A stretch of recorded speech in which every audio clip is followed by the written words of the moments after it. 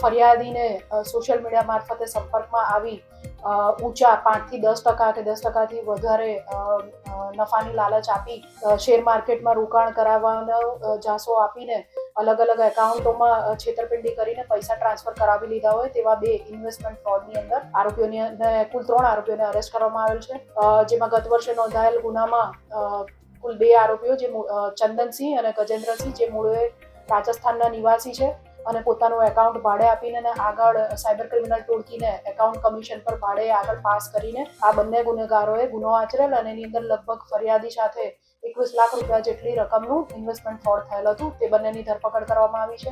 સાથે સાથે ગત વર્ષે સાયબર ક્રાઇમ સેલ દ્વારા ઉત્તરાયણ પોલીસ સ્ટેશન વિસ્તારમાં એક રેડ કરવામાં આવી હતી, જે અંતર્ગત લગભગ 1800 થી વધુ NCCRP પોર્ટલ પરની ફરિયાદો મળી આવેલ હતી. આ ગુનામાં નાનજીભાઈ પરસોત્તમભાઈ બારિયાની એ વખતે મલ્ટિપલ એકાઉન્ટ પ્રોવાઈડ કરનાર તરીકે ધરપકડ કરવામાં આવી હતી. ત્યારબાદ તેઓ ચાલુ વર્ષે જામીન મળતા છૂટી ગયેલ હતા.